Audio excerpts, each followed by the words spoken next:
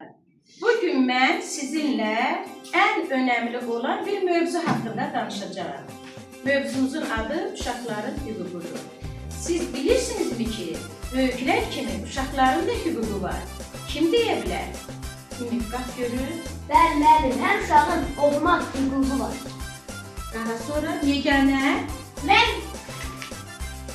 Mən bilirəm, heç kim uşaqları döyməməli, incitməməli, bizim qorumaq hüququmuz var. Sonra daha kim? Türkan dur. Mən də əlavə edim, hər uşağın sevgi və qəlbi ilə böyümək hüququ var. Sonra daha kim? Dostluq etmək üçün, azadlıq olmaq üçün ki, biz uşaqlar xoşbəxt böyüməyə layiqik. Mənim hüququm var, dərs oxumamaq. Yox Murad. Yox Murad. Sən bilirsən. Sənin istirahət etmək, dincəlmək hüququn var. Yəni ki, sən dərs oxuyursan, çalışırsan, yorulursan. Buna görə də sən nə edirsən? İstirahət edirsən, dincəlirsən. Bu da sənin olur istirahət etmək hüququn. Müəllim, məncə uşaqların təhsil almaq, ailə sevgisi görmək və qorunmaq hüququ var. Bunlar Birləşmiş Millətlər Təşkilatının Uşaq Hüquqları Konvensiyasında bu sənəd yazılıb. Bu sənəd dünyadakı bütün uşaqları qorumaq üçündür. Uşaqlar, bu Birləşmiş Millətlər Təşkilatının Hüquq Konvensiyası 59 maddədən ibarətdir. Hər bir maddənin də özünün 4 kateqoriyası var. Bu kateqoriyalar hansılardır? İnkişaf hüququ, müdafiə hüququ, iştirak hüququ və yaşamaq hüququ. Bəxti müəllimə, amma bəzən uşaqların səsini eşitmirlər. Elə uşaqlar var ki, məktəbə gedə bilmir və işləməyə məcbur olur. Türkan dostunda görən uşaqların səsi olmalı, bunları qorumalıyıq. Doğrudur uşaqlar, çünki biz birlikdə daha güclüyük. Tamam uşaqlar, mən sizin hüquqlarınızam.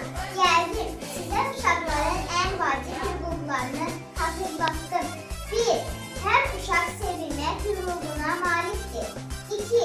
Hər uşaq təhsil almaq hüququna malikdir. 3. Hər uşaq zərərdən qorunmaq hüququna malikdir. 4. Və hər uşaq fikrini sərbəst bildirmək hüququna malikdir. Onda mən deyirəm, mənə çox ev tapşırığı verməsin.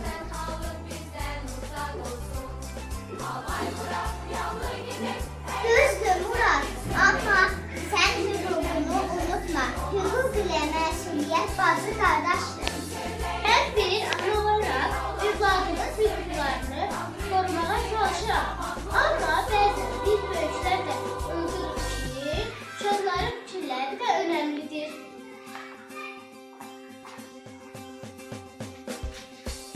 Ana, elə bunadır.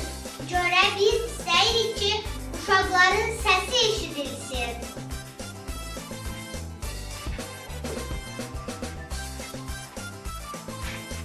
Hər uşaq sevilməyə, öyrənməyə, oynamağa və qorunmağa layiqdir.